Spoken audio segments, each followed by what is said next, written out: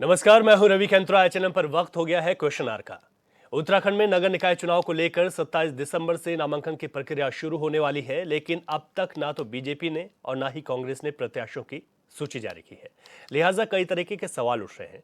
सवाल ये उठ रहा है कि क्या बीजेपी और कांग्रेस में दावेदारों की लिस्ट लंबी है, इसलिए शॉर्ट करने में एक वक्त लग सकता है, या फिर ये दोनों पार्टियां अब तक इसलिए विचार कर रही हैं ताकि पार्टी का कोई नेता टिकट को लेकर नाराज ना हो। सवाल कई हैं। पहले एक रिपोर्ट आपको बताते हैं, उसके बाद यहां पर चर्चा करेंगे। तो क्वेश्चन आवर में आपने ये रिपोर्ट देखी, क्योंकि इस वक्त प्रदेश में सबसे ज्वलंत मुद्दा है निकाय चुनाव। और निकाय चुनाव को लेकर भारतीय जनता पार्टी हो या फिर कांग्रेस, दोनों ही बड़ी पार्टियों ने अपनी कमर कस ली है। इसके साथ ही क्षेत्रीय दल उत्तराखंड क्रांति दल की बात करें तो वो भी पार्टिसिपेट करेंगे, और ये कहना है कि इस वक्त उनकी ओर से पूरी तैयारियां की गई हैं। उधर आम आदमी पार्टी भी नगर निकाय चुनाव पर नजर बनाए हुए है और मंथन चल रहा है। लेकिन जो दो बड़ी पार्टियां हैं, भारतीय जनता पार्टी और कांग्रेस, ऐसे में जो प्रत्याशी हैं, जो उम्मीदवार हैं और जो दावेदारी कर रहे हैं, उसमें प्रत्याशी का चयन करना इस वक्त आसान नहीं है। चर्चा करेंगे कि किसकी कितनी तैयारियां हैं और क्या कुछ दावे हैं और कैसे जनता आप पर विश्वास करे। हमारे तमाम मेहमान हमारे साथ जुड़ गए हैं। हमारे साथ संजीव वर्मा जी भारतीय जनता पार्टी से जुड़े हैं, प्रवक्ता हैं, आपका स्वागत है। हमारे साथ कांग्रेस से आशीष सैनी जी हैं, वरिष्ठ नेता हैं कांग्रेस के, बहुत स्वागत है सैनी जी आपका। दीपक रावत जी उत्तराखंड क्रांति दल के प्रवक्ता हमारे साथ जुड़े हैं, रावत जी बहुत स्वागत। और वरिष्ठ पत्रकार प्रेम पंचौली जी हमारे साथ जुड़े हैं, सर आपका भी बहुत स्वागत है। आशीष सैनी जी, आपके अगर हम देहरादून क्षेत्र की सिर्फ बात करें तो 19 दावेदार सामने आए हैं। वक्त अब बहुत कम है, कल या परसों तक तो आप लोगों को फाइनल लिस्ट जारी करनी होगी, लेकिन उससे पहले किस तरीके का मंथन और किस तरीके की तैयारियां आप लोगों की इस चुनाव को लेकर? देखिए, दो तरह का मंथन है, क्योंकि निकाय चुनाव के अगर पूर्व परिणामों को देखें तो हम लोग अभी उसमें अपनी सामने वाली पार्टी के मुकाबले में कुछ कमजोर स्थिति में थे। लेकिन आज जो स्थिति है, क्योंकि पहले पार्टी डबल इंजन और ट्रिपल इंजन की बात किया करती थी और मतदाताओं के मत उनको मिलते थे, लेकिन उस आधार पर खरे नहीं उतर पाए। देहरादून हिंदुस्तान में के टॉप 10 शहरों में एक है और पूरी दुनिया भर में उसकी पहचान है। उत्तराखंड में रुड़की है, हल्द्वानी है, हरिद्वार है, ये सब अंतर्राष्ट्रीय स्तर की पहचान रखने वाले शहर हैं। लेकिन इनकी जो स्थानीय दुर्दशा है, जल भराव जैसे एक शब्द से ही यदि आकलन करें तो बहुत खराब स्थिति में है। और बहुत अधिक पैसा बजट खर्च करने के बावजूद भी कहीं सड़कों पर पोल भी लगे हैं, लाइटें नई नई फैंसी लगाई गई हैं, सब कुछ है। लेकिन जो मूल सुविधाएं पीने के पानी की, जल सुविधा और जो जल प्रबंधन की है कि कैसे जल निकासी हो और कैसे पीने का पानी हर जगह उपलब्ध हो, उन सब पैरामीटर पर ट्रिपल इंजन की सरकार का कोई खास लाभ नहीं मिला है। इसलिए थोड़ा सा हमें उम्मीद है कि परिवर्तन के बारे में जरूर सोचेंगे, और खासकर स्थानीय निकाय चुनाव में जो कैंडिडेट खड़े किए जाते हैं उनके चेहरे पर, उनके काम करने की शैली पर और उनके एजेंडे पर मतदान होता है। यहाँ पर ये कोई राष्ट्रीय अंतर्राष्ट्रीय मुद्दा लेकर नहीं आ सकते। मोदी जी को या किसी और को लाने की कोशिश करेंगे तो उसका कोई लाभ मिलता नहीं है। लेकिन अब अगर जनता अपने मुद्दों पर मतदान करेगी तो निश्चित रूप से कांग्रेस के पक्ष में होगा। हमारे प्रत्याशियों की सूची बिल्कुल अंतिम दौर में, और जैसे ही जो ये नॉमिनेशन फाइल होने शुरू होंगे की सूची सामने है।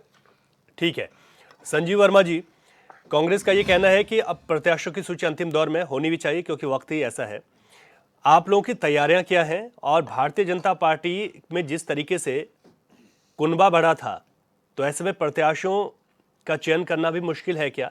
क्या दावेदारों की फेहरिस्त बहुत लंबी है?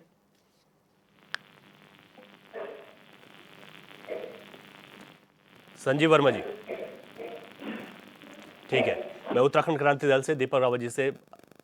रावत जी, क्या तैयारियां आप लोगों की जब भी निकाय चुनाव की बात आ रही है और आप लोगों का पार्टिसिपेशन इसमें रहेगा? आप लोग भी कोशिश कर रहे हैं कि कहीं ना कहीं आप लोग का यहाँ से उदय हो। क्या तैयारियां हैं? क्या कुछ संगठन बनाकर इस पर मंथन किया जा रहा है? कैसे लड़ेंगे दो बड़ी पार्टियों के बीच? देखिए, जब से घोषणा हुई है निकाय चुनाव की तिथियों की, उससे पहले भी संगठन आंतरिक रूप से इस चुनाव की तैयारी कर रहा था। और अब तो जब घोषणा हो चुकी है तो अब पूर्णतः जब से हमारे कार्यकर्ताओं को पता चला है कि 23 तारीख को नामांकन होगा, 23 तारीख को मतदान होना है और 25 तारीख को मतगणना होगी तो उसको देख के लगातार अब पार्टी में कार्यकर्ता अपने इच्छा जाहिर कर रहे हैं, जो विभिन्न वार्डों में अपने जो पार्टी को रिप्रेजेंट करते हैं, और उससे लगातार एक उत्साह बना हुआ है। और ये उत्साह देखते ही बनता है कि जो जिस यूकेडी में कार्यालय में वो बहुत कम लोग आता जाते थे, लेकिन अब ऐसा लग रहा है कि नहीं, जो स्थानीय लोग हैं, जो यहाँ का मूल निवासी है पहाड़ का, जो जानता है कि जो संघर्ष किया है यूकेडी ने इस प्रदेश को पृथक राज्य बनाने में, उसको ध्यान में रखते हुए और उनकी चिंताओं को बार बार हर मुद्दे को, जो यहाँ के स्थानीय लोगों के मुद्दे होते हैं, जिस प्रकार से उत्तराखंड क्रांति दल लगातार उनको उठाता रहा है, उस सबको ध्यान में रखते हुए यहाँ हमारे जो ये कार्यकर्ता हैं उनमें अति उत्साह है और वह लगातार संपर्क बनाए हुए हैं संगठन से। और संगठन भी जहाँ पर हमारे पास किसी वार्ड में 2 या 3 जने जो प्रत्याशी आ रहे हैं, अपना नामांकन पत्र ले जा रहे हैं हमसे कि हम इच्छा जाहिर कर रहे हैं, वहाँ पर हमें थोड़ी सी दुविधा हो रही है चुनने में। लेकिन निश्चित रूप से जो उत्साह इस बार उत्तराखंड क्रांति दल के जो कार्यकर्ताओं में दिख रहा है, ये पहले कभी नहीं दिखा। और हमें पूर्णतः विश्वास है कि जिस प्रकार के हमारे कार्यकर्ताओं ने इच्छा जाहिर करी है, उसी प्रकार से जो मतदान जब होगा तो जो अपने अपने क्षेत्रों में उन्होंने जो कार्य किए होंगे या उत्तराखंड क्रांति दल ने जो इस प्रदेश के लिए कार्य किए होंगे, उसको ध्यान में रख के जनता जो है अवश्य उन पर अपना आशीर्वाद देगी। ठीक है, संजीव वर्मा जी सुन पा रहे हैं अब आप? जी सुन। ठीक है, प्रत्याशी चयन को लेकर क्या मंथन है, क्या तैयारियां हैं, और क्या ऐसा है कि फेरिस्त लंबी हो गई है उम्मीदवारों की? देखिए, भारतीय जनता पार्टी चुनाव के लिए पहले से तैयार है, आप भी जानते हैं। और भारतीय जनता पार्टी कोई भी छोटा चुनाव हो, बड़ा चुनाव हो, पूरे शिद्दत के साथ, पूरी गंभीरता के साथ हम लोग चुनाव लड़ते हैं। और भारतीय जनता पार्टी जिसको भी अपना सिंबल देती है, जिसको भी अपना प्रत्याशी बनाती है, हमारा हर प्रत्याशी, हमारा कमल का निशान हमारा प्रत्याशी होता है। जो जिसके पास भी कमल आता है वही हमारा प्रत्याशी होता है। और पूरी पार्टी, जब एक व्यक्ति को कमल अलॉट हो जाता है तो पूरी पार्टी एकजुटता के साथ, पूरी अनुशासन के साथ उस व्यक्ति के साथ लड़ती है और कमल को खिलाने का काम करती है। और जिस तरह से भारतीय जनता पार्टी ने लगातार विकास कार्य जो ग्राउंड जीरो पर किए हैं, उससे पूरी जनता पूरी तरह से गदगद है। भारतीय जनता पार्टी के ऊपर पूरा अपना विश्वास एक समय समय पर जागृत करती रही है। चाहे हम उपचुनाव की बात करें, चाहे हम विगत में हुए जितने भी चुनाव हैं, जो भी चुनाव हुआ सभी के सभी में भारतीय जनता पार्टी को अपेक्षित सफलता मिली है। और अभी जो नगर निगम के, नगर पालिका के जितने भी चुनाव होने जा रहे हैं, तो मैं सोचता हूँ उसमें भी भारतीय जनता पार्टी को एक प्रचंड बहुमत के साथ एक अपेक्षित सफलता मिलेगी। भारतीय जनता पार्टी के प्रति जनता पूरी तरह से अपना एक मन बना चुकी। और अभी जो डबल इंजन की हमारी सरकार है, जल्द ही वो ट्रिपल इंजन की हमारी सरकार बन जाएगी। और धरातल पर बिल्कुल एक निचले स्तर का जो एक ग्राउंड जीरो पर हमारे काम होते हैं नगर पालिका और नगर निगम के, उसमें भी जनता अपना प्रत्याशी के रूप में, अपने पार्षद, अपने मेयर, अपने सभासद और अपने नगर पालिका अध्यक्ष के रूप में भारतीय जनता पार्टी को देखना पसंद करती है। उसी और हम लोग बहुत तेजी के साथ ग्राउंड जीरो पर भी हम लोग काम कर रहे हैं और जनता का हमको भरपूर आशीर्वाद भी मिल रहा है। प्रेम पंचोली जी, ये चुनाव कितने दिलचस्प होने वाले हैं? ठीक है, कल या परसों तक प्रत्याशियों की लिस्ट भी हमारे सामने होगी, उसके बाद तो आकलन करना थोड़ा सा और आसान हो सकता है। लेकिन अभी क्या देखते हैं कि जिस तरीके से बड़ी पार्टियां सीधे, अगर देखिए भारतीय जनता पार्टी करे कमल के निशान पर ये चुनाव है, तो ये बड़ी पार्टियों का इन्वॉल्वमेंट शहर और गाँव की सरकार पर कितना इम्पैक्ट पड़ेगा? देखो, किसी भी राजनीतिक दल का प्रवक्ता ये कह सकता है कि ये हमारी पार्टी का सिंबल है, इस पे ही चुनाव होना है, जो भी होगा इसी में सहमति बनेगी। कांग्रेस, भाजपा, यूकेडी और दूसरे दल जितने भी हैं, वो अपने सिंबल की बात तो करेगा ही। तो ये कोई ऐसी कोई नई बात नहीं कि किसी प्रवक्ता ने बोल दिया है तो कोई नई बात हो जाएगी। नई बात ये है, और खूबसूरती की बात कहूँगा मैं, नई बात नहीं है। हमारी डेमोक्रेसी की खूबसूरती है कि आप देखो कि अभी चुनाव की डेट वगैरह सब फिक्स हो गई है जी। और सैंबल मिलने अभी बाकी है जी। तो सैंबल लेने के लिए कितनी मतलब भीड़ जमी हुई प्रत्येक राजनीतिक कार्यकर्ता, राजनीतिक दलों के ऑफिस में, कार्यालय में, उससे ये लग रहा है कि लोकतंत्र दिख रहा है। लोग अपनी फाइल दे रहे हैं, अपना बायोडाटा दे रहे हैं, अपनी योग्यता बता रहे हैं, अपने एक्टिविटीज़ बता रहे हैं। और दलों के जो प्रमुख हैं वो भी अपने हिसाब से सर्वे करके निकाल रहे हैं कौन क्या कैसा होना है। तो ये हमारे लोकतंत्र की खूबसूरती है। लेकिन दुख तब होता है कि उसके बाद जब चुनाव मैदान में कैंडिडेट होते हैं तो वो जो बिखराव आता है लोगों में, वो सबसे बड़ा सवाल है। और मेरा तो पर्सनली एक सवाल आज भी है और रहेगा भी, जब तक मतलब चुनाव में कोई नया परिवर्तन नहीं होता है। जी, जी, जी। हम तो ये कहते हैं कि निकाय स्तर पे चुनाव दलगत से ऊपर उठकर चुनाव होने चाहिए। निकाय स्तर पे कोई सिंबल की लड़ाई नहीं होनी चाहिए। कभी कभी राजनीतिक दलों को छोड़ देना चाहिए इन छोटी चीज़ों को। अब आप देखो कि छात्र राजनीति पे भी राष्ट्रीय दल हावी रहते हैं, उन्होंने यूनियन बना रखी छात्रों की। आप निकाय चुनाव में आए तो वहाँ पर भी वो सिंबल की देने की बात कर रहे हैं। उन्होंने सरकार से कहलवाया बनवाया, जो भी सत्ता में सरकारें रही है, पिछली सरकारें रही है, ऐसे नहीं कि एक ही सरकार रही होगी। तो अगर एक सरकार ने उसको लाया है तो दूसरे ने भी हाँ भरी है, तो गलती तो दोनों की है ना। अच्छा ये होता कि निकाय चुनाव को फ्री छोड़ देते, कोई दलगत नहीं होता। उसके बाद चुन करके जो आते हैं उन पे आप अपना कब्जा जमा सकते हैं, जिसके जहां विचार मिलते हैं वो उस दल में चला जाता। तो जब पहले से पार्टी पॉलिटिक्स हो गई है, दलगत राजनीति हो गई है, उसके बाद जो विकास के काम जो होते हैं वो फिर वैसे होते हैं जैसे फिर कुनबेबाजी में होते हैं। क्योंकि आप राज्य स्तर पर, राष्ट्रीय स्तर पर कुनबेबाजी कम हो जाती सरकार बनने के बाद। लेकिन छोटे स्तर पर जहाँ कोई पॉलिसी मैटर नहीं है, जहाँ सिर्फ ये है कि दीवार का पैसा तो दीवार पे लगना चाहिए, रास्ते के पैसे रास्ते पे लगने चाहिए। कोई नेशनल प्रॉपर्टी का मामला नहीं है, कोई स्टेट प्रॉपर्टी का मामला नहीं है, न कोई पॉलिसी का मैटर है। तो उन लोगों को तो राजनीतिक दलों को छोड़ देना चाहिए।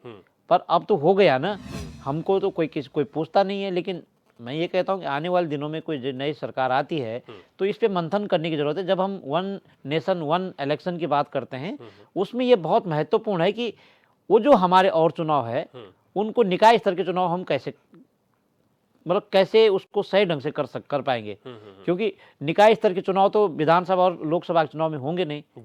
कुछ चुनाव तो ऐसे होंगे ना जो बाद में होंगे, लेकिन कुछ चुनाव ऐसे हैं जो एक ही बार में होंगे।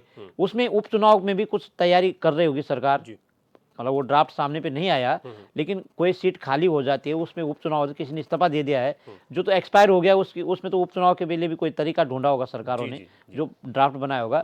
लेकिन जो इस्तीफा देता था उसके बाद चुनाव होने चाहिए, या सेकंड नंबर पे जो आदमी रहता है उसको ले लेना चाहिए। खर्चा क्यों करना है, वो आदमी दूसरे नंबर पे रहा ना। हाँ, वोट का रेशो रखे उसमें। तो ये आज का विषय नहीं है। मेरा विषय आज का ये है कि जो मैंने आज राजनीतिक दलों के दफ्तरों में जो भीड़ देखी, उससे मुझे लगा कि लोकतंत्र है, लोकतंत्र आ गया है। लेकिन उसके बाद अगर ये आपस में झगड़ते हैं ना, बहुत बुरी तरह से झगड़ते हैं, तो वो मैसेज पब्लिक के लिए अच्छा नहीं है और पब्लिक के कामों के लिए भी अच्छा नहीं है।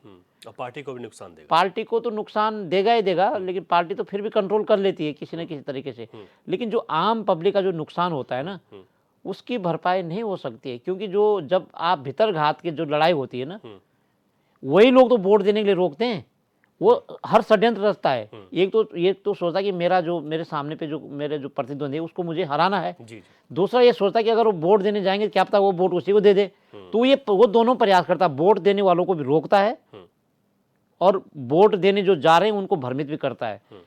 तो हम ये कहते हैं कि अगर आप लोकतंत्र की खूबसूरती देखना चाहते हैं, राजनीतिक कार्यकर्ताओं से ये प्रार्थना करता हूं मैं कि यदि आप राजनीतिक भाई साहब और बहन जी, यदि आप राजनीतिक मतलब लोकतंत्र की खूबसूरती देखना चाहते हैं तो भीतर घात से बचिए।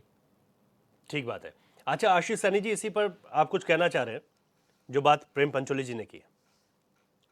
जी, प्रेम पंचोली जी ने चुनावी सुधार की बात कही है। चुनावी सुधार जो दलों में और लोगों के कल्चर में है, इसको किसी नियम से नियंत्रण कर पाना थोड़ा कठिन है, लेकिन एक अच्छी सलाह के रूप में लिया जा सकता है। दूसरा, स्थानीय निकाय चुनाव बहुत स्थानीय विषयों पर होते हैं, जैसे पथ प्रकाश है, जल निकासी है, पीने का पानी है, स्ट्रीट लाइट है। ये छोटे छोटे मुद्दे हैं जो एक तरह से शहर के प्रबंधन का काम करते हैं। जैसे घर में गृहिणी कई चीजों को व्यवस्थित करती है, ऐसे ही नगर निगम के मेयर या नगर पंचायतों के अध्यक्ष, पार्षद, सभासद जो है इन कामों को करते हैं। ये शहरों के सौंदर्यीकरण, उनकी व्यवस्थाओं की बात है। व्यवस्थाओं के मामले में हमारा जो आंतरिक वो स्थितियां हैं नगर निकायों की हम देखेंगे तो पूरे प्रदेश में जो पहाड़ के जो नगर है उसमें तो जल निकासी की व्यवस्था हो जाती है, लेकिन देहरादून से लेकर तराई के क्षेत्रों में देखेंगे और विशेष रूप से हरिद्वार और रुड़की की मैं बात करूंगा। हरिद्वार में बगल में गंगा जी बह रही है, गंग नहर बह रही है, पूरी गंगा जी से बगल से निकली हुई, और वहीं पर एक चौराहा है, वहां लगातार 2-2, 3-3, 4-4 फुट तक पानी भरता है।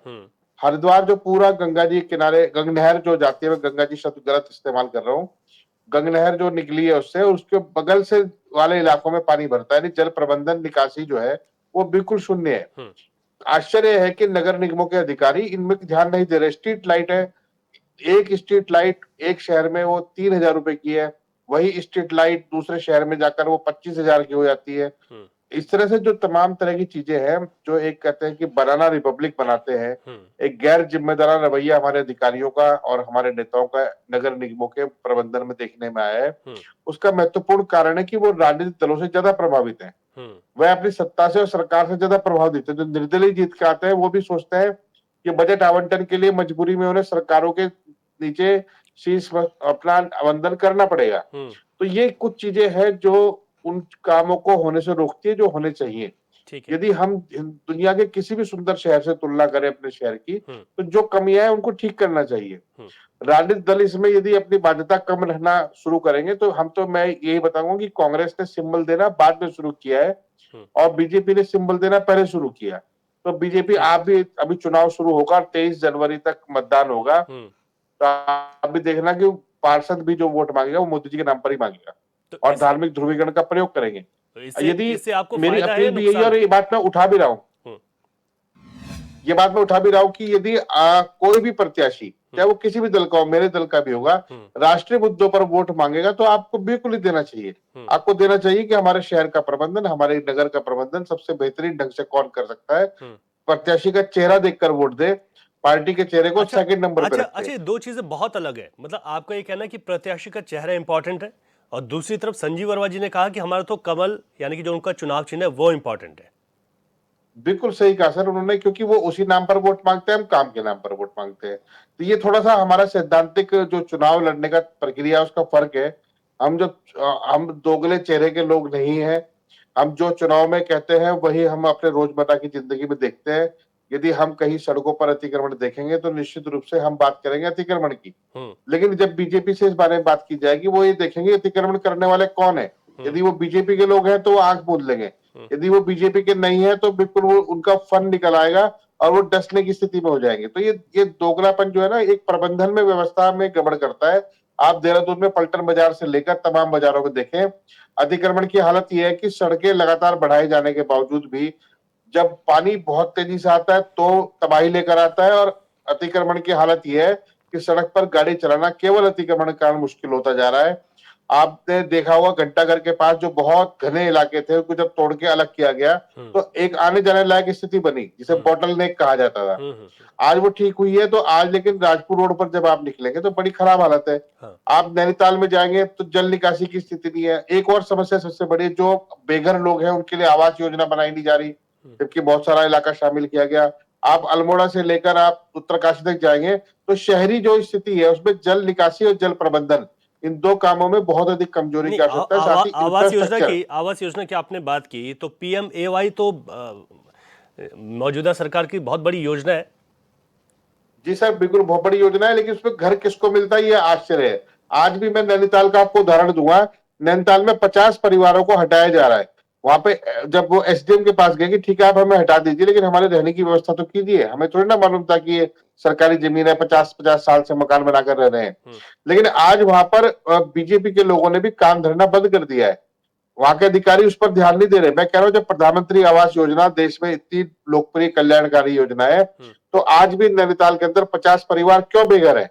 ठीक है। तो ये समस्या है, ये राजनीतिक समस्या नहीं है सर। हो सकता है कि वहां पे कल को चेयरमैन कांग्रेस का बैठे या कोई बैठे, लेकिन समस्या का समाधान ये है कि शहरी क्षेत्रों में गरीब व्यक्ति के लिए आवास की आवश्यकता है। यदि वो बेघर है तो शहरी क्षेत्र में उसे आवास मिलना चाहिए। ये बड़ी योजना है, ये काम होने चाहिए। ये काम नगर निकाय को सुंदर बनाने का काम करेंगे।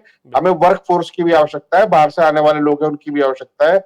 वहां पे कार्य प्रबंधन के लिए मजदूरों से लेकर कार्य करने वाले लोगों की जरूरत है, तो बहुत बेहतरीन ढंग से हम उसे कर सकते हैं। बिल्कुल, और यही बात जनता को आप लोग ज्यादा बेहतर समझा सकते हैं या भारतीय जनता पार्टी जो बेहतर समझाएगा उसी को जो है विजयश्री हासिल होगी, जो जनता करेगी। संजीव वर्मा जी, आपने कहा कि हम अपने चुनाव चिन्ह को आगे रखेंगे, उसके लिए सब काम करेंगे। कांग्रेस ने ठीक अलग कहा, कांग्रेस ने कहा कैंडिडेट इंपॉर्टेंट है। संजीव वर्मा जी जी देखिए, कोई भी चुनाव होता है, चाहे विधानसभा का हो, लोकसभा का हो, निकाय के हो, नगर निगम के हो या आने वाले पंचायत के चुनाव, तो कांग्रेस पार्टी जो आरंभ से ही धड़ों में बटी हुई पार्टी है। इनके 5 बड़े नेता हैं, तो 5 अलग अलग ध्रुवों में वो देखते हैं। और अभी आप कुछ ही दिनों में आपको भी कांग्रेस भवन में और तमाम जगहों पर इनका जो आंतरिक आपसी कलह है उसको कवर करने का सौभाग्य मिलेगा। ये वही कांग्रेस पार्टी है जो जिनके यहाँ अनुशासन का लेश मात्र भी अंश नहीं है और ये किसी भी सीमा तक चले जाते हैं। इनके यहाँ झगड़े को आंतरिक लोकतंत्र की संज्ञा दी जाती है। ठीक है, अच्छा चलिए, ये तो आपकी बात होगी, लेकिन मैं ये कह रहा हूँ कि चुनाव चिन्ह ही क्यों, जो कैंडिडेट है वो चुनाव चिन्ह से ज्यादा इंपॉर्टेंट क्यों नहीं हो सकता? रवि, देखिए, नीतियों में अंतर होता है और कांग्रेस की क्या नीति है, भारतीय जनता पार्टी की क्या नीति है। भारतीय जनता पार्टी के ऊपर आम जनता विश्वास करती है कि हम जो बोलते हैं वो करते हैं। हमारा जो पार्टी का एक नारा है, सबका साथ, सबका विकास, सबका विश्वास, हम उस आधार पे हम लगातार काम करते हैं और जनता के बीच जाकर जनता के लिए विकास कार्य करना एक हमारी प्रायोरिटी होती है। और हमारा जो भी हमारे कैंडिडेट होते हैं वो भारतीय जनता पार्टी पूरे जांच के, तोल मोल के, पूरा परख के कि कौन जनता के बीच लगातार रहते हैं, कौन जनता के सरोकारों से अपने आप को जोड़े रखते हैं, कौन जनता के बीच लगातार सक्रिय रहते हैं। ऐसे उन जो अपने कार्यकर्ताओं के ऊपर पार्टी पूरा भरोसा और विश्वास करके अपने कैंडिडेट सेलेक्ट करती है। और मैंने पहले भी कहा, हमारा जो कैंडिडेट होता है वो कमल का फूल होता है। हम जब एक व्यक्ति को, एक कार्यकर्ता को टिकट पार्टी दे देती है तो जितने भी कार्यकर्ता हैं सभी उसके साथ एकजुटता के साथ लगते हैं और उसको प्रचंड बहुमत से जिताने का हम लोग काम करते हैं। ठीक है, वहीं आप यदि कांग्रेस की बात करते हैं तो कांग्रेस में ठीक है, अब जवाब सुन लीजिए। ठीक है, आ गई आपकी बात, आशीष सैनी जी। देखिए, जो मेरी जो आशंका थी वही संजीव वर्मा ने व्यक्त कर दी है। इन्होंने कहा कि हमारा तो चुनाव चिन्ह कमल है, यानी ये भारतीय जनता पार्टी और उसके धार्मिक ध्रुवीकरण का जो नफरती जाल इन्होंने पूरे देश में लोगों के मन में फैलाया, ये उसी आधार पर वोट मांग रहे हैं। ये प्रत्याशी के नाम पर ऐसे व्यक्तियों को खड़ा करेंगे। अगर इनके राज्यों के मुख्यमंत्री के नाम में इनसे पूछना शुरू कर दूं तो 3-4 के बाद ये शायद ये भी ना बता पाए। इनके जब मुख्यमंत्री घोषित होते हैं तो पहले गूगल में सर्च करना पड़ता है कि वो कौन है। कांग्रेस में नेता है जो आदमी काम करता है लोगों के बीच में, लोग जनता उसे नेता मानती है, उसे ही प्रत्याशी बनाया जाता है। भारतीय जनता पार्टी में देखा जाता है कि यसमैन कौन है, आजकल कार्यालय के चक्कर ज्यादा कौन काट रहा है, थैला कौन भारी लेकर आ रहा है, तो उसी को कमल का चुनाव चिन्ह देकर खड़ा कर देते हैं और फिर कार्यकर्ताओं बोलते हैं जिसे हमने खड़ा किया है जिताओ। आपको अपनी चयन प्रक्रिया पर विश्वास क्यों नहीं है? आप ये क्यों नहीं कह पाते कि हम जिसे प्रत्याशी बनाया है वो एक लोकप्रिय व्यक्ति है?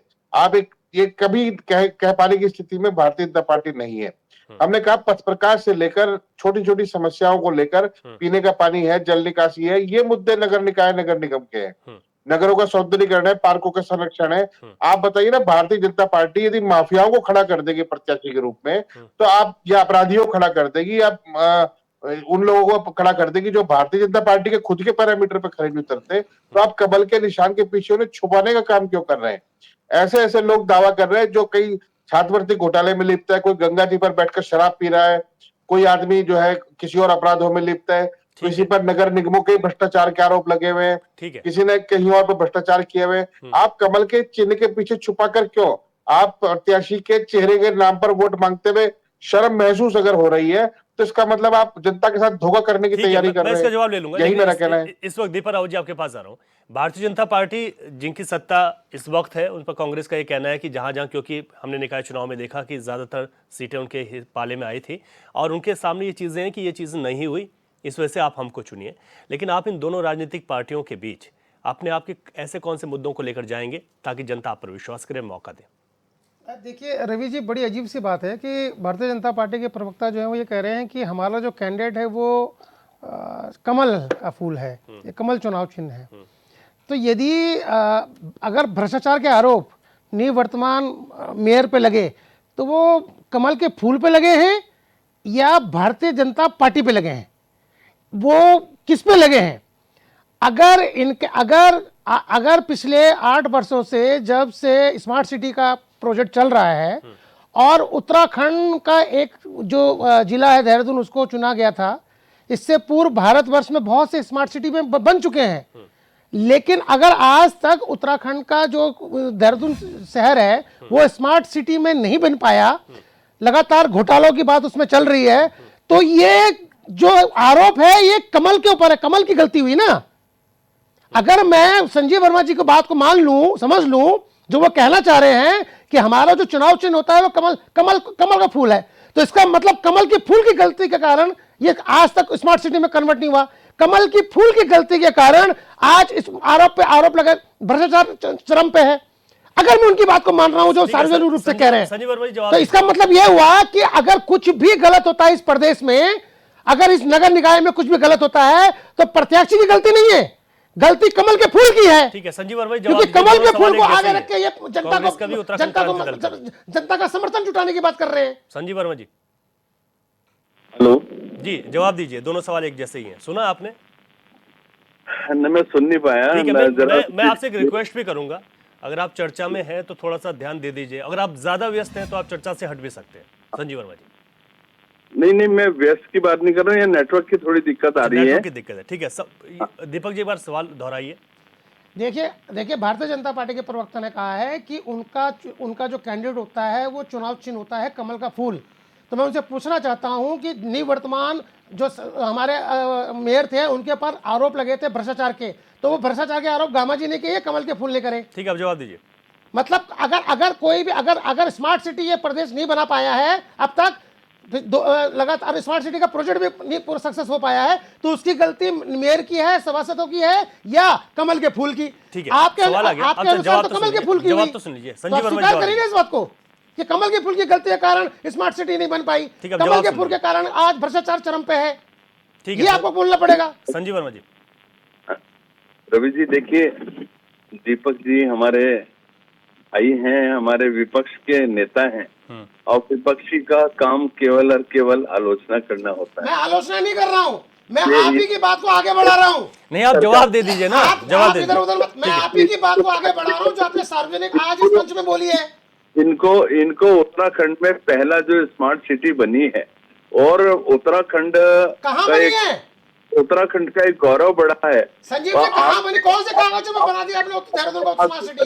चलेगा, देहरादून भी देखा कमल के होगा, फूल की गलती है, आप स्वीकार करिए ना जो आप कह रहे थे इससे पहले। देहरादून भी देखा होगा। संजीव जी आप स्वीकार क्यों नहीं कर रहे इस बात को कि अगर निवर्तमान मेयर पे भ्रष्टाचार के आरोप लगे स्मार्ट सिटी के, तो वो कमल के फूल के ऊपर लगे हैं, मेयर गामा पे नहीं लगे हैं। श्रीमान जी मैं आप ही की बात को आगे बढ़ा रहा हूँ जी। ठीक है, दीपक जी सुन लीजिए। जी संजीव जी। श्रीमान जी, ऐसे कैसे हो सकता है कि जब अगर कोई अच्छा हो, अच्छा कार्य करे तो वो कमल के फूल लेकर आए, और अगर भ्रष्टाचार हो, कोई गलत कार्य हो, विकास के कार्य ना हो, तो उसके व्यक्तिगत हो जाते हैं। अच्छा सुन ये लीजिए। दोहरा चरित्र, दोहरा मापदंड कैसे भारतीय जनता पार्टी जनता के समझ प्रस्तुत कर सकती है? अच्छा एक बार संजीव जी, सुन तो लीजिए। हाँ ठीक। सरकारें रही, 10 साल कांग्रेस की सरकारें आप रही। अपनी सरकार को गिनाइए, कांग्रेस की सरकार की बात नहीं चल रही है। आप अपनी बात में टिके रहिए जो आपने बात बोली है। श्रीमान जी मैं क्या बोल रहा हूँ, जी, जी, 10 साल यहाँ पर कांग्रेस की सरकारें रही। दीपक जी बात सुन 10 लीजिए। साल उन्होंने विकास के नाम पर यही भारतीय जनता पार्टी का दोहरा चरित्र, दोहरा मापदंड है। बड़े जिसके मैं बारे में कांग्रेस उत्तराखंड क्रांति दल लगातार इनको जनता अपनी के मात्र 5 उपलब्धि बता दें, अपनी मात्र 5 उपलब्धि बता ठीक दें। है। आप ये बताइए, अगर उसके बाद अगर अगर केवल 5 अगर उपलब्धि अपनी बता दें सुनील तो गामा जी के ऊपर ठीक भ्रष्टाचार है, के आरोप लगते उन्होंने हैं, सवाल सुन लिया, वो आरोप जवाब कमल देना के नहीं ऊपर- चाह कमल रहे। के ऊपर ठीक है, होना। एक मिनट दीपक राव जी, हो बता गया। दें। ठीक है, व्यक्तिगत चरित्र क्यों है? उस पर जवाब नहीं आ रहा। आशीष सहनी जी, आशीष जवाब सहनी देना पड़ेगा अगर जी, ये बात एक बोलिए तो। सेकंड। यूकेडी के भाई श्रीमान जी, आप भी 2 बार सत्ता में भागीदार रहे। अरे मुख्यमंत्री नहीं थे यूकेडी के, में आप सत्ता में भागीदारी करते हैं। मुख्यमंत्री नहीं थे। लगता जिस है समय आप लगता है वो हमारे मंत्री इतने भारी पड़ गए कि आज तक आप उनको जपते जा रहे हैं। राम नाम जपने की जगह आप दिवाकर भट्ट भी जपने लग गए। ये स्थिति हो गई है भारतीय जनता पार्टी के प्रवक्ताओं की। बोलोगे आप अपनी ही बात अच्छा बोलिए ठीक है, संजीव जी। दीपक राव जी सुन लीजिए। ठीक है संजीव जी, रवि जी पूछे तो सही। हाँ ठीक है, गलती किसकी? कमल के फूल की गलती एक नहीं सेकंड ना। आप सुन लीजिए। संजीव जी, आप बोलोगे मेरे भाई, ठीक जिस है। समय आप सत्ता में होते हैं उस समय अरे आप सत्ता में आज के डेट में आप हैं। उस समय स्मार्ट आप सिटी आपका प्रोजेक्ट है। उस समय उत्तराखंड में स्मार्ट सिटी नहीं बन पाई है, इसको स्वीकार करिए। तो गलती कमल के फूल की हुई ना। उस समय केवल मलाई चट करने अरे का तो अच्छा एक आप तो सेकंड, पनीर ठीक है खा ठीक है, रहे हो जवाब ना। नहीं आ रहा। एक मिनट, मैं एक मिनट, दीपक राव जी, संजीव जी एक सेकंड। आपके मुंह तो पनीर खा रहे हैं ना, उसी दूध की जिसकी मलाई अच्छा। यूकेडी ने खाई आप अच्छा एक मिनट, दीपक राव जी एक आप मिनट। स्वीकार करिए कमल के फूल ने खाई है। ठीक है, क्यों नहीं स्वीकार करते आप? आशीष सहनी जी, आशीष सहनी जी, ठीक है संजीव जी एक मिनट, आपके आशीष सहनी। नेता पनीर खा रहे हैं उसी दूध की जिसकी मलाई का ठीक है। आरोप आप उत्तराखंड क्रांति दल के ऊपर लगा रहे दीपक जी, हैं। आप कहिए कि हमारे जो निवर्तमान मेयर थे उन्होंने पनीर खाई है उसी मलाई की। दीपक जी एक मिनट, स्वीकार करिए ना। एक मिनट। अगर आप हम पे आरोप लगा रहे हैं तो ठीक है, ठीक ठीक। अरे श्रीमान जी, आप यूकेडी को तो केदारनाथ में उसके कमल के फूल ने खाई है। ठीक है, ठीक जो है, भी एक आप सेकंड। बोल रहे हैं, ठीक है, अच्छा वो चलिए, मलाई उन्होंने स्वयं नहीं खाई। ठीक है, आपकी बात आ गई लेकिन जवाब नहीं आ रहा है। आशीष सहनी जी, आशीष सहनी जी जल्दी कुछ कहिए, मैं फिर प्रेम पंचल जी के पास जा रहा हूँ। दीपक राव जी, ठीक है आशीष सहनी जी, आप 500 वोट भी ले नहीं पाए हैं। आशीष आपको सहनी आपकी औकात नहीं केदारनाथ उपचुनाव में। अरे आप औकात दीपक की राव जी बात एक बाद में करिएगा। दीपक राव जी। मैं आप ही की बात को रवि जी आशीष सहनी, मैंने आशीष इसी सहनी, बात को आगे एक बढ़ाया मिनट, है। सेकंड आप के दोनों लिए लोग डाउन है सर ऑडियो आपकी। आशीष सहनी, मैं एक दूसरी इसी में बात जोड़ता हूँ। देखिए, हमारा ये कहना है कि जिस वक्त हम नगर निकाय चुनाव की बात करें, उस वक्त नगर निकाय पे चर्चा करें। हाँ हाँ, बीजेपी के प्रवक्ता का बार बार कहना है जी आप विपक्ष में है, आपका काम आलोचना है, आपका काम, तो ये हमें मालूम है, हम अपना काम अच्छी तरह जानते हैं। हम विपक्ष में रहना भी जानते हैं, सत्ता में रहना भी जानते हैं। भारतीय जनता पार्टी के साथ समस्या क्या है कि ये सत्ता में रहना नहीं जानते। जब आप सत्ता में होंगे तो आपकी जवाबदेही है, प्रश्न आपसे होंगे और आपको उसकी जानकारी देनी है और सुधार की गुंजाइश आपको उन्हीं प्रश्नों के अंदर से ढूंढनी है। अगर हम ये कह रहे हैं कि आप जहां बैठे हैं वहां नेटवर्क नहीं है, तो ये भी तो एक फेलियर है ना स्मार्ट सिटी का। क्या आप स्मार्ट सिटी में अगर अच्छा इंटरनेट नहीं दे पा रहे तो आपका फेलियर है। आप मानिए कि हाँ हम अच्छा इंटरनेट देंगे। आपने तो हमें एक मुद्दा बताया कि हाँ अगर हम अच्छा इंटरनेट देंगे ये वादा हम कर सकते हैं। जल निकासी की बात मैंने करी। जल निकासी में यदि पानी के निकासी में समस्या आ रही है, जल भराव हो रहा है और जलमग्न होकर लोग घर भी टूट रहे हैं, नुकसान हो रहे हैं, तो ये एक जिम्मेदारी है ना, इसे उठाइए कम से कम। आपके जो मेयर रहे हैं पान बेचने से लेकर आज वो अरबपति बनकर बैठे हैं, तो वो रास्ता केवल नगर निगम के मेयर बनने के बाद ही आया है। उससे पहले कोई उनका उद्योग नहीं था। वो अदानी की तरह कोयले की दलाली नहीं करते, लेकिन आज देहरादून में बैठकर उन्होंने कैसे अपने आप को दलपति बनाया है, इसकी जवाबदेही तो आपको देनी पड़ेगी।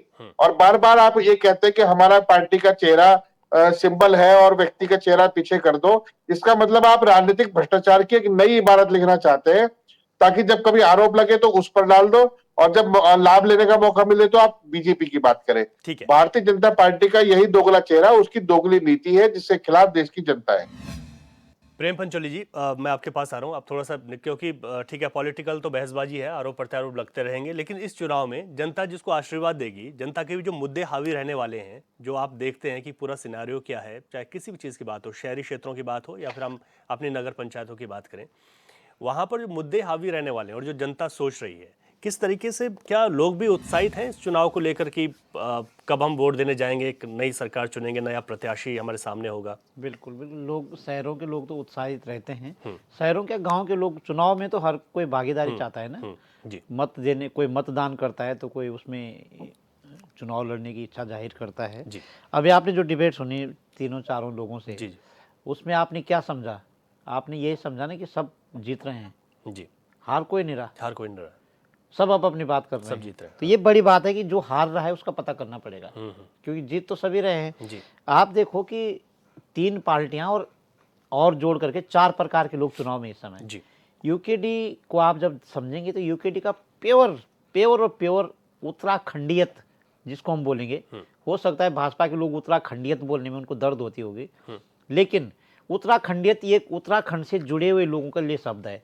ठीक है, वो किसी पॉलिटिशियन ने उस शब्द को ईजाद किया, वो अलग मामला है, लेकिन अगर हम कहेंगे तो प्योर उत्तराखंडियत की बात करेगी, पहाड़पन की बात करेगी, पहाड़ के नौजवानों को रोजगार की बात करेगी, देहरादून में जो बसे हुए पहाड़ी लोग उनको सुविधा देने की बात करेगी, जो देहरादून के लोग हैं उनको भी ये कहेगी तुम भी पहाड़ी हैं। देहरादून के लोग भी पहाड़ी बोलते हैं अपने को, जी। ऐसा नहीं, वो पहाड़ है, ये दून के जो छोटे छोटे पहाड़ देहरादून से एक्चुअली पहाड़ का दरवाजा खुल जाता है। जी। तो प्योर उस बात को करेंगे, तो इस बात से कितने लोग इत्तेफाक रखते हैं, मतलब कितने लोग समझते हैं उस बात को, वो तो 23 तारीख को पता चल जाएगा। जब हम कांग्रेस की तरफ जाएंगे तो कांग्रेस भी लगातार कह रही है कि यहाँ जो है सड़कों में गड्ढे नहीं हैं जी, गड्ढों में सड़कें हैं। जैसे सैनी जी ने कहा कि सीवर लाइन ठीक नहीं बन रही है, तो ये तो कॉमन सेंस है कि सीवर लाइन या बहता हुआ पानी हमेशा नीचे ढलान पे ही जाएगा, लेकिन उसको कैसे पहुंचाना नदी तक जाएगा, तो नदी में जितने भी नदी नाले सब नदी में जाएंगे, लेकिन नदी तक इस तरह से जाए कि फिल्टर होके जाए कि नदी को भी वो प्रदूषित न करे।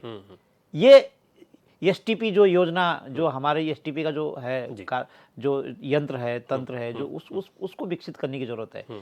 तो कांग्रेस इन सारे मुद्दों को लेकर के टैक्स यहाँ ज्यादा आ रहा है, हाउस टैक्स ज्यादा आ रहा है, बिजली का बिल ज्यादा, 8 रुपए यूनिट हो गए बिजली का बिल, जी कांग्रेस इस मुद्दे को भी कह रही है, इसको यूकेडी भी कह रही है, यूकेडी पहाड़पन की बात कर रही है, तो कांग्रेस इस बात को भी कह रही है बार बार। तो अब कांग्रेस के मुद्दे अब यह है कि कांग्रेस ये भी कह रही है कि भाजपा ने जो विकास के काम किए वो अच्छे नहीं हुए हैं, जनता के पास जाके कह रहे हैं ना, तो पब्लिक कितना समझेगी, पब्लिक को कितना संतुष्ट कर पाएगी कांग्रेस, ये 23 तारीख को पता चल जाएगा। नहीं ठीक बात है। और भाजपा कह रही कि हमने एसटीपी देखिए, सिविल ट्रीटमेंट प्लान हमारा देखिए बहुत बढ़िया है, यदि आप आईएसबीटी की तरफ जाओगे तो आपको जो है रिस्पना पुल से नाक बंद करनी पड़ेगी आईएसबीटी तक, उसको भाजपा कह रही है कि एसटीपी आप देख दीजिए, और हमारा जो कूड़ादान है उसको देख लीजिए। जब आप कूड़ादान की तरफ जाओगे तो आप शिमला बाईपास क्रॉस करते ही आपको सीधा धर्मावाला तक आपको नाक कान बंद करना पड़ेगा। इसको कांग्रेस कितना भुना पाए, और भाजपा इसको दिखा रही है कि हमने ये काम किया है, भाजपा दिखा रहा है हमने रास्ते बनाए, हमने स्मार्ट सिटी बनाई। तो स्मार्ट सिटी कैसी स्मार्ट सिटी बनाई, तो जो ये पब्लिक के पास जा रही भाजपा कि हमने ये काम किए, उस काम से पब्लिक कितनी संतुष्ट है। लेकिन उसके बाद जो और निर्दलीय लोग हैं वो भी इसी तरह के सवाल उठा रहे हैं और इसी तरह की विकास की बात कर रहे हैं, वो सब चीजें हैं। सर मेरा सवाल भी ये था कि जैसे जो हम बात करें दो बड़े पॉलिटिकल दल को अगर छोड़ दें, तो जो क्षेत्रीय दल हैं, जो निर्दलीय हैं, आम आदमी पार्टी भी अपना दावा ठोक रही है, कितना इम्पैक्ट रहेगा इन चुनाव में? निर्दलियों का इम्पैक्ट वही रहेगा ना कि आपके दोस्त कितने घरों में हैं, कि जब आप निर्दलीय चुनाव लड़ते हैं या यूकेडी को उनके साथ सम्मिलित कर दीजिए, तो ये लगा लो कि आपके दोस्त कितने घरों में हैं। संगठन जो बड़ी पार्टियां उनके तो अपने संगठन कार्यकर्ता हैं और जुड़े हुए लोग हैं, कुछ भीतर खाद करेंगे तो कुछ वोट भी दे देंगे, लेकिन जो निर्दलीय हैं उनके पास तो ऐसा कोई कैडर वोट तो नहीं है ना। लेकिन उनको कितने घर पहचानते हैं, लगभग 3 लाख 2.5 लाख से ऊपर, 3.25 लाख वोटर्स हैं नगर निगम देहरादून में। और ये जो वोटर्स हैं इनमें से कितने निर्दलीय लोगों को पहचानते हैं, ये होगा कि वो ग्राउंड पर कितना रहे। बिल्कुल, मुझे दिल्ली का याद है कि आम आदमी पार्टी ऐसे नहीं पनपे, जी आम आदमी पार्टी ऐसे नहीं पनपे, आम आदमी पार्टी के लोगों को घर गली मोहल्ला पहचानते थे, लोगों को, पार्टी को नहीं। पार्टी तो तब बनी जब कांग्रेस भाजपा ने उनको चैलेंज किया कि तुम्हारी औकात है तो चुनाव लड़ो, तो उन्होंने चुनाव लड़के दिखाया, तब जीते हारे वो अलग मामला है, लेकिन वो आए पार्टी बन करके। तो ऐसा कोई घर नहीं था। देखो, जो अच्छा ही है काम करने उसको तो बताना पड़ेगा ना, हम उस पार्टी के नहीं है, हम इनकी पार्टी के भी नहीं, उनकी पार्टी के भी नहीं है। तो मेरे जो हमने देखा, बात तो सच है, उदय तो वहीं से हुआ है, जो हमने देखा है वो मैं उस बात को कर रहा हूँ। तो यहाँ जो इंडिपेंडेंट जो चुनाव लड़ रहे हैं उनको कितने लोग पहचानते हैं, और अगर उनको पहचानते हैं तो दोनों राष्ट्रीय पार्टियों के कारनामों से वो पब्लिक को कितना संतुष्ट कर पा रहे हैं। उसके बाद में फिर अपने 4-5 दिन पहले के बयान में आ जाता हूँ कि 3.25 लाख वोटर्स में से ये लगा लो कि 1.5 लाख की पोलिंग होगी, 60% 65% से ऊपर नहीं जाता है। उसको आप डिवाइड कर दीजिए पार्टियों में, तो जनता तो नहीं आ रहा है ना वोट देने के लिए। जनता तो तब आएगी वोट देने के लिए जब 90% पोलिंग होगी। तो 90% पोलिंग के लिए ये जितने भी इंडिपेंडेंट है या पार्टी के उम्मीदवार हैं, इन सब लोगों को काम करना पड़ेगा और इनको ये भी तो दिखाना पड़ेगा कि हमने वोट देने लाए हैं। मैंने पहले बोला अपने वक्तव्य में कि वोट कम तब होते हैं जो भीतर घात करते हैं, वो दोनों षड्यंत्र रचते हैं। तो ये पार्टी का काम है कि भीतर घात ना होने दें। एक पार्टी का दूसरा काम है कि आप मतदान के लिए अधिक से अधिक प्रचार करें, है ना। तो ये जो ये पार्टी पॉलिटिक्स और एकदम दलगत के दलदल में जो लोग डूब जाते हैं, कोई भी राजनीतिक दल, वो सबसे खतरा है लोकतंत्र के लिए। मैंने पहले भी कहा कि लोकतंत्र की खूबसूरती देखो, जितने भी राजनीतिक दलों के ऑफिस है देहरादून में, बहुत भीड़ लगी हुई है, बड़ा अच्छा लगता है। जी जी बिल्कुल। यूकेडी के दफ्तर में मैं तीनों पार्टियों के दफ्तर देखे आज।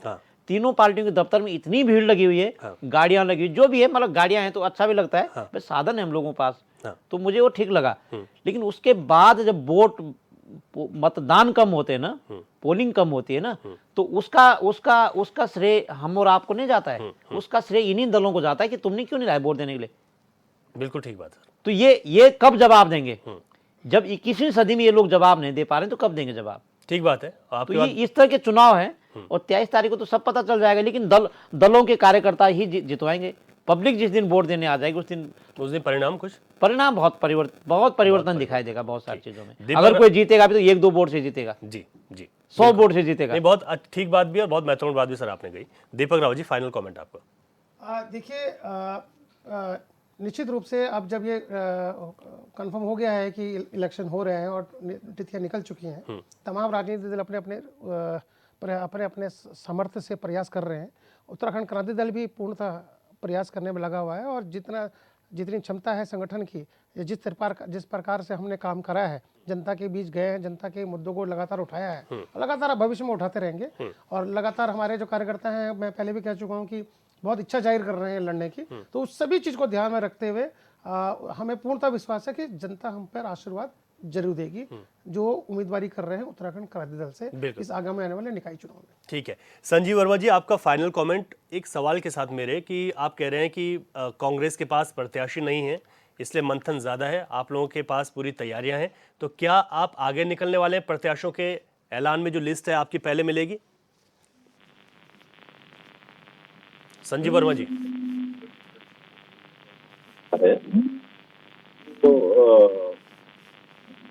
मतदाता को तो कहीं चलता है पर्यवेक्षक कि वो अपने राय मशविरा हुआ, राय शुमारी हुई है। हम एक हमारे पूरी तरह से पार्टी आगे बढ़ती है और भारतीय जनता पार्टी पहले से आपको पता है कि भारतीय जनता पार्टी हम करने वाली पार्टी है, विकासवादी पार्टी है। हम विकास के मुद्दे पर हम चुनाव में जनता के बीच जाते हैं। ठीक है, आशीष सहनी जी, आपका फाइनल कमेंट। देखिए, वर्तमान में आरक्षण से लागू करने से लेकर भारतीय जनता पार्टी कार्यालय में बैठ के जैसे लिस्ट बनाई गई, उससे लगता है कि भारतीय जनता पार्टी इस चीज से घबरा रही है कि यदि वो किसी एक व्यक्ति का चयन करेंगे तो बाकी लोग बगावत करेंगे। भारतीय जनता पार्टी में निश्चित रूप से मैं आपको गारंटी दे कहता हूं, ऐसा कोई नगर निगम, नगर पंचायत, नगर पालिका नहीं होगी जहां उनके कार्यकर्ता बगावत नहीं करेंगे, क्योंकि कार्यकर्ताओं को धोखे में रखकर कमल के फूल के नाम पर वोट देने की अपील करेंगे। जबकि स्थिति यह है कि भाजपा में व्याप्त भ्रष्टाचार, मुख्यमंत्री कार्यालय के ओएसडी जैसे लोग भी अपने अपने टिकट के दावेदार अपने अपने रिश्तेदारों के नाम पर जैसा माहौल बनाना चाहते हैं वैसा आरक्षण कर रहे हैं। इसका मतलब सरकार घबरा रही है, इसीलिए चुनाव को लेट भी कराया है। आज चुनाव कराने का समय आया। एक देश एक चुनाव का नारा देने वाली पार्टी उत्तराखंड में नगर निकाय और स्थानीय निकाय के चुनाव नहीं करा पा रही। मुझे तो आश्चर्य है कि ये लोग जब अपना भाषण देते हैं तो उस पर कभी दोबारा खुद सुनते भी है, मंथन करते हैं, नहीं करते। मेरा स्पष्ट रूप से है कि उत्तराखंड के शहरों के प्रबंधन को लेकर भारतीय जनता पार्टी की डबल इंजन की सरकार पूर्णतः विफल रही है। केंद्र सरकार की एकमात्र योजना जो हाईवे की योजना है, उसी के भरोसे बैठे हैं, इसके अलावा इनके पास कुछ भी नहीं है। ठीक है, संजीव वर्मा जी, आशीष सैनी जी, दीपक रावत जी और प्रेम पंचोली जी, आप सभी का बहुत शुक्रिया। महत्वपूर्ण चर्चा में आपने भाग लिया, क्योंकि उत्तराखंड में चुनावी बिगुल बज चुका है। तारीखों का ऐलान हम सबके सामने है। 23 तारीख का दिन है। हम तो ये भी कहेंगे कि जमकर मतदान कीजिए, ताकि 25 तारीख को जो परिणाम आए वो आपके मुताबिक ही आए और जो पार्टियां कह रही हैं उनको सुनिए और आप जानते ही हैं कि कितना विकास हुआ और किसने झूठ बोला, किसने सच और किसको आशीर्वाद देंगे। 25 तारीख को हम सबके सामने रहेगा। क्वेश्चन आवर में इतना ही। नमस्कार।